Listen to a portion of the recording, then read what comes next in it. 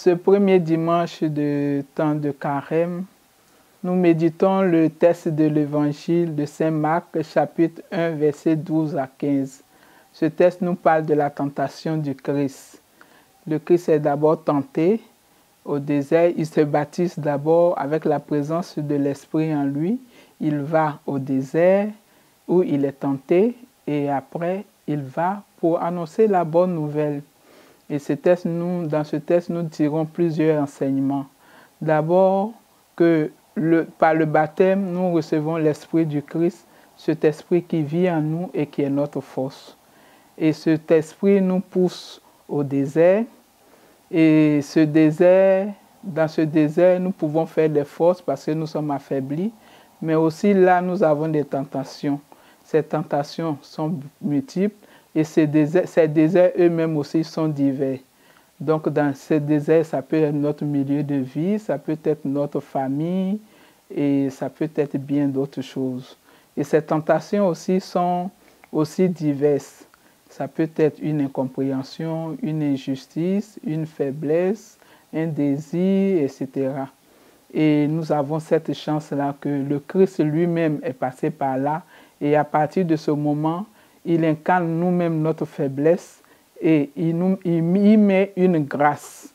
Cette grâce lui permet, lui, de nous sauver plus parce qu'il est passé par là. Il nous comprend mieux et il peut nous aider.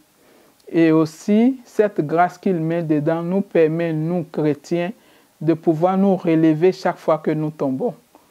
Chaque fois que nous tombons, le Christ, cette grâce de Dieu qui est là, parce que le Christ, il a ouvert un chemin pour nous à travers cela. Et quand nous passons par ce chemin, nous aussi, nous avons la force, nous avons la grâce pour pouvoir nous relever et aller de l'avant.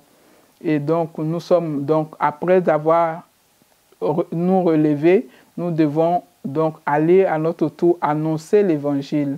Annoncer l'évangile et nous sommes appelés à nous convertir. Et cette grâce-là, nous pouvons la recevoir que par le sacrement de réconciliation. Donc, chaque fois que nous tombons par nos chutes, par nos faiblesses, nous sommes appelés à recourir au sacrement de réconciliation pour pouvoir nous refaire et pouvoir être de bons chrétiens, pouvoir être appelés à aller témoigner de la puissance de Christ, de l'amour du Christ pour nous, pour les tout pécheurs, et de pouvoir aller en avant. Prions donc le Christ pour que, en ce temps de carême, nous puissions recevoir Jésus toujours dans notre quotidien et qu'il puisse nous aider à pouvoir franchir, à pouvoir surmonter toutes nos difficultés, toutes nos tentations et que nous soyons par là de bons témoins, de bons disciples et que nous annoncions toujours l'amour du Christ.